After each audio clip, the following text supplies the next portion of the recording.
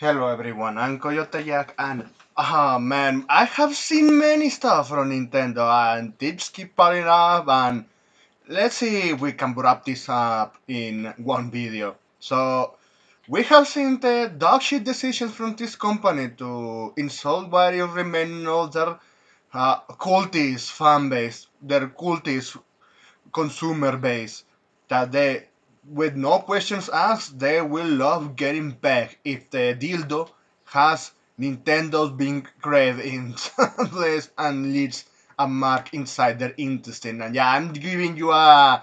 Why you are giving me such a disgusting image? Well, because Nintendo's behavior is disgusting per se, because they defending things excusable to these levels is absolutely nuts. And we have seen most of the anti consumer practices that could get to the top, even compared to Apple. Yeah, we have seen shit like this, but well, let's start with this one. Because Switch 2 owner banned for players second-hand Switch 1 games. I think it was not because the game got something or even remotely compared like you could say, it was one of those that used the cartridge, which is still agree that that shit just because you want to back up your RAM. Yeah, go fuck yourself, breaking the entire console only because of that. Well, let's continue. So, new concerns have arisen over Nintendo's strict policies over how you use the Switch 2, although at the moment it doesn't seem that there's a solution. Nintendo gets away with a lot of negative consumer practices purely because their games and consoles are so popular and because the Nintendos love to take it up the ass. But there has already been concern about the ability to put the Switch 2 permanently offline if you use mod cards, which are often used for playing pirate games. I don't see a problem with that. The problem I see is when you try to use a pirate copy to cheat in online because yeah, I have seen that in the past. It happened in the Xbox 360 and PS3 era. But let's continue.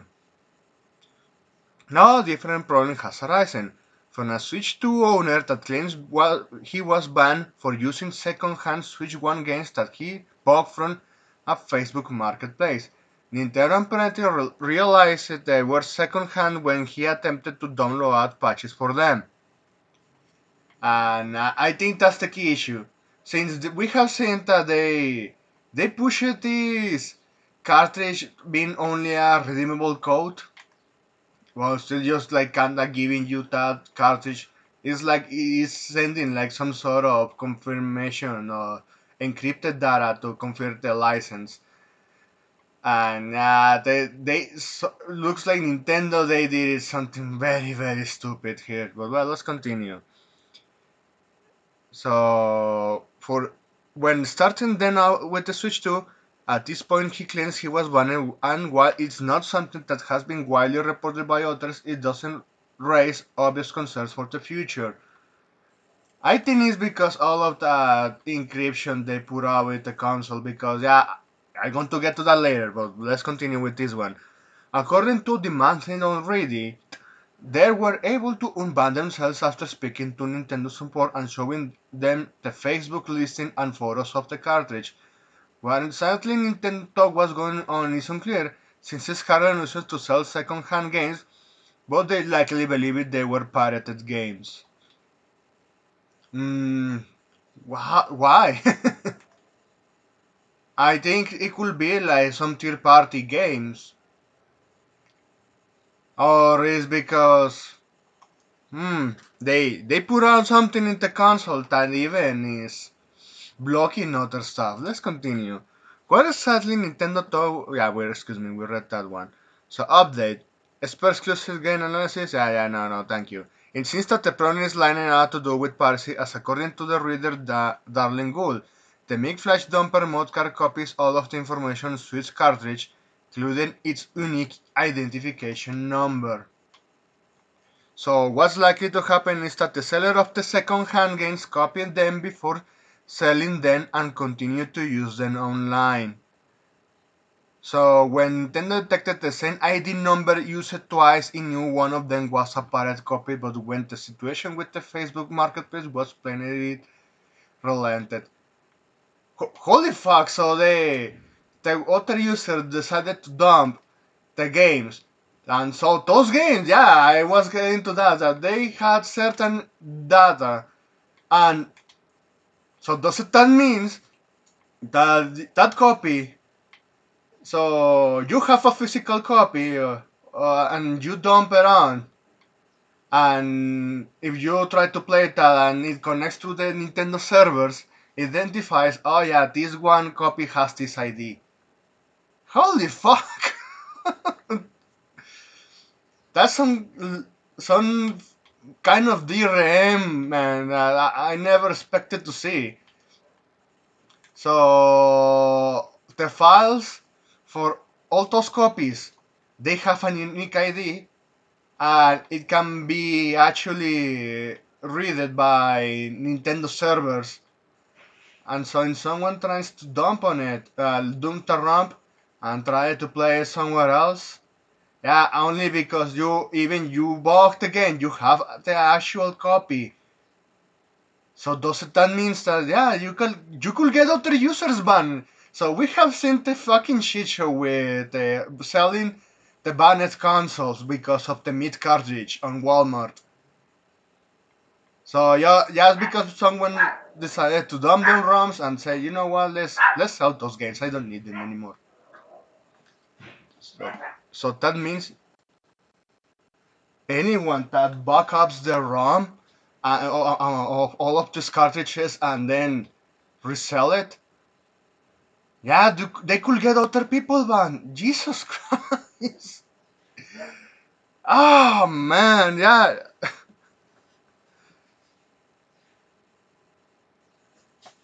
So this is fucking stupid. Jesus Christ. Oh well. Origin story continues. Although Nintendo is pushing digital downloads more with Switch 2, the previous console physical games are still much prevalent on Nintendo formats than PlayStation and Xbox. Not for long. They don't like second-hand market. They want to own all by their own storefronts, overpriced pack. Shit, we have seen how during the Nintendo Switch, all the Nintendo games, they only keep rising the price because of these fucking executives in charge of Nintendo. That's why I think at this point now, dump and let them rot. Because in the past, even I witnessed that some Nintendo games were actually having a discount. Not anymore. That's not the case. Rarely occasion, and those occasions are related to third-party games. Not a single first-party game like Mario, Zelda, Smash Bros. None of those. They keep getting the pricing skyrocketing. For whatever reason, whatever Nintendo decisions can pull up to influence the market, yeah, this is fucking dog shit from this company. And killing the second market, yeah. Even if you could have that second market by people who already paid for it and they want to have a return on their investment.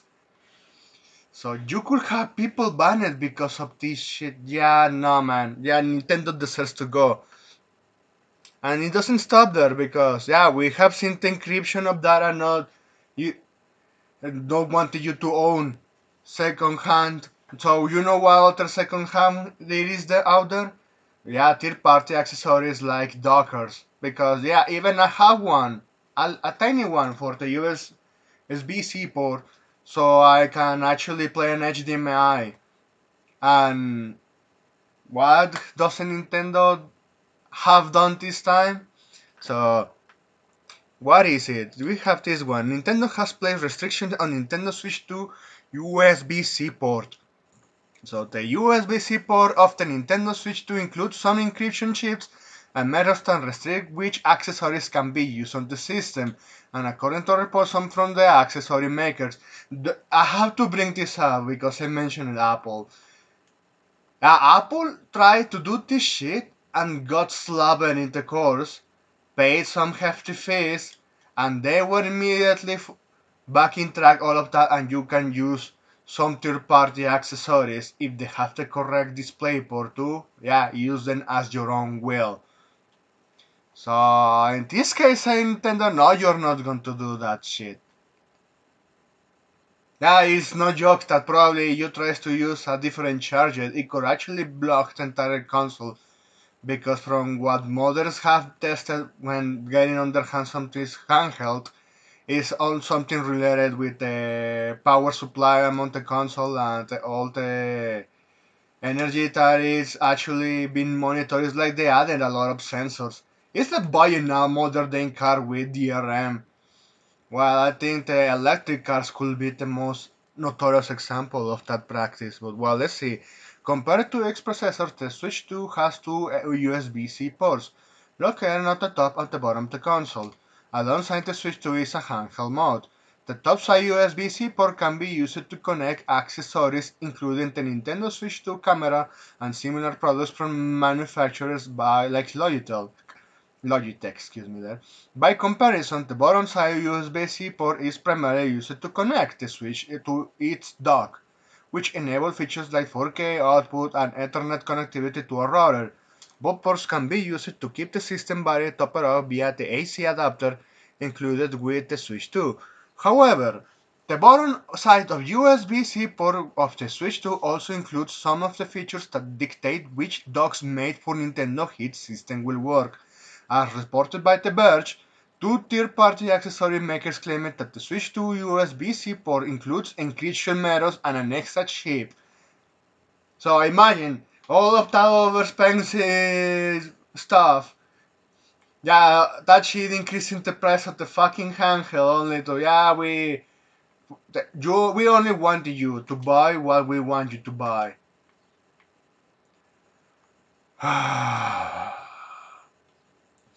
The accessory makers claimed that the Nintendo subscription measures were intentionally made to restrict third-party access to the Switch 2. When the Switch 2 is connected to the dock, the USB-C port sends out instructions to deliver both power and access to features like HDMI video. While some third-party docks are currently available for the Switch 2, their long-term use may be limited due to firmware updates that Nintendo could implement to change the inscription method because they keep doing this. Even, hell, I have to say, even for the first Switch 1, yeah, we have seen what they did with the way how you can play games online. Well, through many consoles, licensing sharing for digital content. Yeah, they destroyed that, and they did it for both Nintendo Switch 2 and the first one. So yeah, I already said that they destroyed it for all the Switch. And well, what is the moment when they're going to release a firmware that actually, even to a certain degree, allows this to those third-party devices you have for a replacement for the dock to being rentless useless. Yeah, it could be updated the console to be useless at any moment. Yeah, they're doing all of these dogshit decisions, and it's going to get difficult to even make the Nintendos understand that they should stop at this moment. You already gave them your money at this point and you decided to jump on the defense of the Switch 2. They are not giving you anything good anymore. It's like you're buying your average brand. It's like one of those fashion brands that you are using a piece of rolled cloth only for what? For only because it has some X brand slapper on it? Jesus Christ. So yeah, so they even then they're destroying second hand video game market, and they are also destroying third party market, especially when they always sell their overpriced shit at any amount of money price in whatever place they want you, and it doesn't stop there. So yeah, we are almost at the end of this because they even went now. What is they going to do? Oh yeah, call the FBI under everyone. So Nintendo Switch piracy website snatched by FBI. Holy fuck. So one of the most popular websites of our pirated Nintendo Switch game has been seized by the FBI. So, hey, this one. So we cannot get a Jeffrey Epstein list, but we can get this one being seized by this pirate site being seized by the FBI. Yeah, this. Jesus Christ, man. So one of the most popular websites, yeah, excuse me, we read that. So according to a report by Shit Taku, the FBI held a law enforcement operation yesterday where the popular Nintendo Switch piracy website NSW2U was taken down. If you head to the website right now, you will see the message titled, "This website has been seized." The message explains that this move is in accordance with a seizure warrant issued pursuant to the 18 U.S.C. 23 issued by the United States District Court by the North District of Georgia. Hey, remember, even with real life politics, they're not going to give you the Jeffrey Epstein list. Even though right now it's right wingers, the ones that yeah they're holding that information and try to bury it now, and the FBI cannot be this incompetent. But yeah, when it comes to piracy, oh yeah, we have to start off their Lord Masters.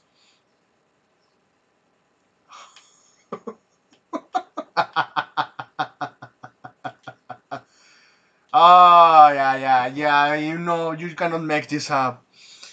So the law enforcement operation of the popular Nintendo Switch ROM's website was conducted by the Federal Bureau of Investigation, aka FBI, and a Dutch agency called the Fiscal Information and Investigation Service, FIOD. So Nintendo has been cracking down on websites and others that promote pirated content for a very long time. But the fact that they're using the FBI and there is other shit like the Jeffrey Epstein list, and you are saying, "Ah, no, wait, we would rather seize all those pirate websites. Yeah, they're doing so much damage. They need to be stopped. We have to protect people right here." Yeah, this is the insanity that has been going on with Nintendo. So yeah, there you have it. Yeah, why would you keep supporting this company?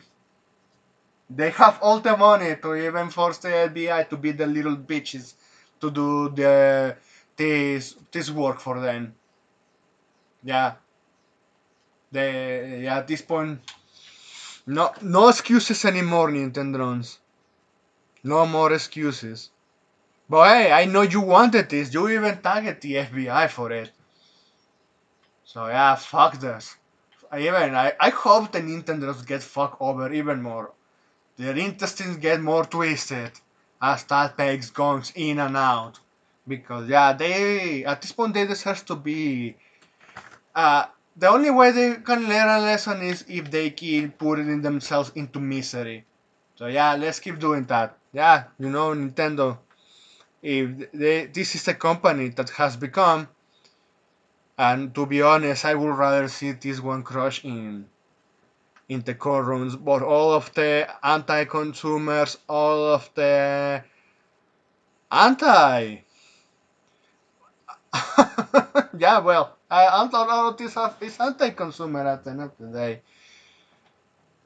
Jesus Christ, yeah, this company is taking words out of me because yeah, the shit show they have been doing all over the past weeks, yeah, is just insane. Anyway, that's it. Thanks for watching and please take care.